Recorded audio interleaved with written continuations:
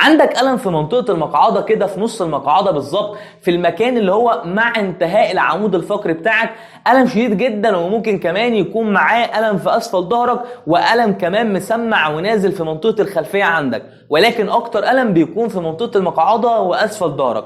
الألم دوت اللي بيظهر جدا لما تكون قاعد وتيجي تقوم، الحركة دي بقى بتظهر جدا الألم عندك، أو لما تمشي شوية. بيجي لنا شكاوي كتير، يا دكتور أنا لما بمشي شوية بحس بألم شديد جدا في منطقة المقعدة وفي أسفل ظهري. وطبعا الألم دوت اللي عامل لك مشاكل ومخليك مش قادر تتحرك بصورة طبيعية، ولا تقوم ولا تقعد بصورة طبيعية، وأكيد نفسك تتخلص منه. عايزك بقى تطمن، عشان إن شاء الله في فيديو النهارده هقول لك إيه هي المشكلة دي، وإيه اللي مسبب لك الألم اللي موجود عندك في منطقة المقعدة ومنطقة أسفل ظهرك، واللي مش عايز يروح دوت. واللي أهم من إيه هي المشكلة، إننا لما نعرف المشكلة نعمل مع بعض عملي تمارين بسيطة جدا هتساعدك إنك تتخلص من الآلام ديت تماما إن شاء الله. وقبل بقى ما نقول على التمارين، خلينا كده في عجالة أقول لك إيه هي المشكلة دي. وببساطة جدا عندنا كده مع نهاية العمود الفقري في الفقرات العجزية. الفقرات العجزية ديت عاملة مفصل او مرتبطة بعظمتين الحوض من الجانبين، عاملين مفصل كده مع بعض. المفصل دوت اسمه المفصل العجزي الحركوفي، او بالانجليزي اسمه الساكرو إلياك جوينت.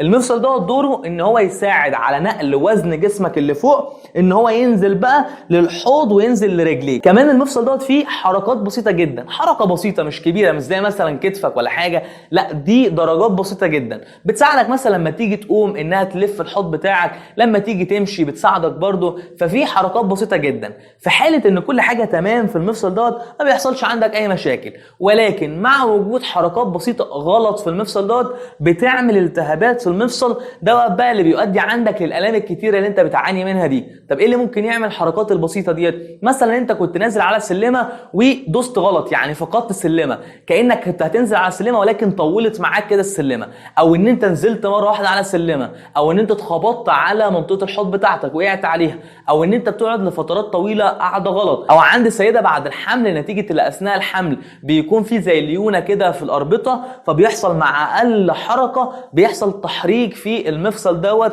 فكل الحاجات دي تؤدي بقى للحركة الغلط البسيطة اللي تؤدي للالتهابات اللي بتؤدي للألم اللي عندك دوت. ودي كده ببساطة جدا المشكلة. طب ايه بقى حلها؟ يلا بينا نعمل التمارين اللي هتساعدك انت تخلص من المشكلة ديت ونبعد الموديل دوت. يلا بينا ببساطة جدا بقى نبتدي بالتمارين. واول تمرين معانا محتاج ان انت فيه تكون نايم كده، وببساطة جدا كل اللي انت هتعمله ان انت هترفع رجليك الاتنين كده، ورجل فيهم وليكن مثلا هتبتدي بالرجل اليمين، تبتدي ان انت تحاول تزقها عليك، والرجل الشمال تزقها العكس، يعني رجلي بتزق كده ورجلي بتزق كده، كأنك بتعمل بدال او عجلة مثلا. فانت ببساطة جدا ديت بتزق كده عليك، وديت بتزق العكس كده بعيد عنك، وانت بتدي مقاومة بايديك الاتنين، وتثبت بقى 5 ثواني، وتدي مقاومة على قد ما تقدر وتزق على قد ما تقدر، وتعد كده 5 ثواني، 1 2 3 4 5، وبعد كده بتريح 5 ثواني، 1 2 3 4 5، وبعد كده بتبدل. الرجل اللي كانت بتزق عليك هتبقى هي اللي بتزق بعيد عنك،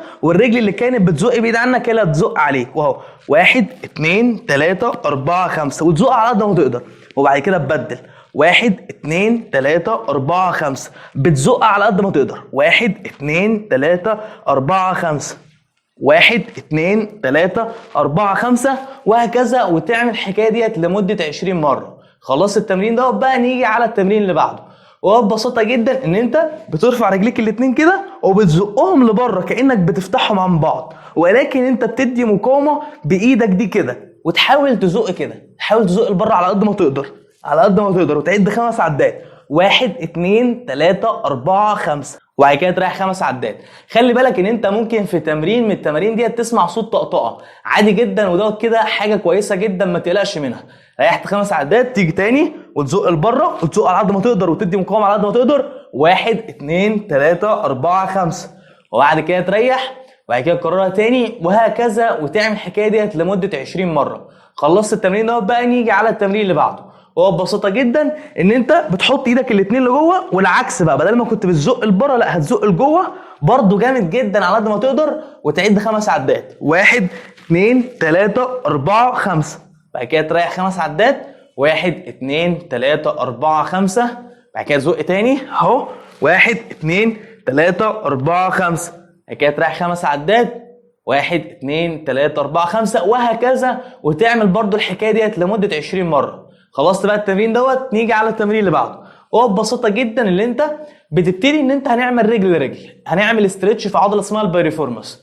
ببساطه جدا هتبتدي ان انت تاخد رجليك كده عليك وتزقها على كتفك العكسي. يعني الرجل اليمين ديت اهو باخدها وازقها ناحيه كتف الشمال، وانا بعمل كده باخدها عليا وبزقها الناحيه الثانيه، وانا بعمل كده احس ان هنا كده في استرتش عادي جدا، او هو دوت اصلا اللي احنا عايزينه. نثبت بقى في وضع الاسترتش دوت ونقعد فيه زي اي استرتش لمده من 15 ثانيه لحد 30 ثانيه، وبعد كده ريح 15 ثانيه برضو ل 30 ثانيه، وبعد كده كرره تاني كمان مرتين، يعني 3 مرات استرتش كل مره من 15 ثانيه ل 30 ثانيه، وما بينهم برضو راحه من 15 ثانيه ل 30 ثانيه. خلصت الناحيه اليمين، طبعا اقوم عامل الناحيه الشمال اهو ببساطه جدا، باخد ركبتي على كتفي اللي هو العكس، ركبتي الشمال على كتفي اليمين، برضو احس ان في استرتش، اقعد عند وضع الاسترتش دوت زي اي استرتش عادي لمده من 15 ثانيه لحد 30 ثانيه، واكرره 3 ادوار وهكذا، ودوت كده يبقى التمرين اللي بعده.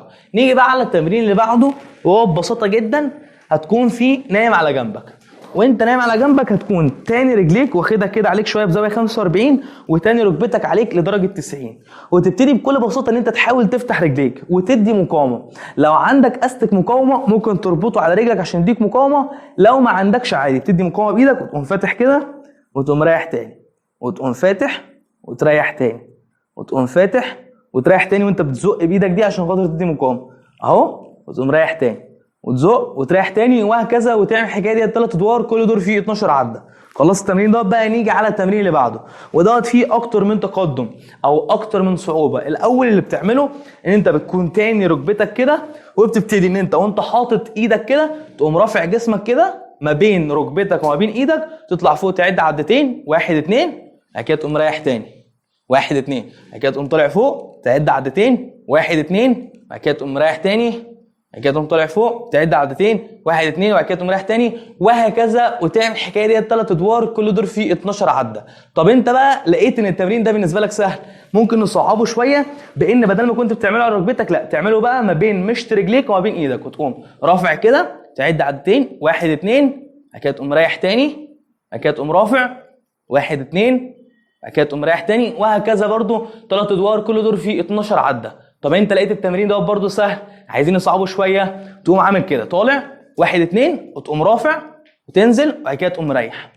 بعد كده تقوم رافع 1 2 ترفع، وبعد كده تقوم مريح وهكذا، برضو 3 ادوار كل دور فيه 12 عده. نيجي بقى على التمرين اللي بعده، هو ببساطه جدا بتكون نايم كده على ظهرك، وبتبتدي ان انت وانت عامل مخلي رجليك نازله قايمه كده على السرير اللي انت نايم عليه، بتبتدي تقوم انت شادد المقعده ورافع وسطك لفوق، وتعد فوق عدتين 1 2، وبعد كده تقوم مريح، وبعد كده تشد المقعده ترفع وسطك لفوق، تعد فوق عدتين 1 2، وبعد كده تقوم مريح، وبعد كده تشد المقعده ترفع وسطك لفوق، تعد فوق عدتين 1 2، وبعد كده تقوم مريح وهكذا، وتعمل الحكايه دي 3 ادوار كل دور فيه 12 عده. نيجي بقى لاخر تمرين معانا، وهو برده تمرين البريدج، ولكن بدل ما كانت رجليك نازله كده قايمه او واخدها عليك، لا بتفردها على قد ما تقدر للمقدار ده، وبعد كده وبتخليك على كعب رجليك، بدل ما كانت رجليك كلها مسطحه لا على كعب رجليك وانت فارد ركبتك، وتقوم رافع كده وتعد عدتين. في التمرين ده بتحس الشد اكتر في عضله الخلفيه، هو ده اللي احنا عايزينه.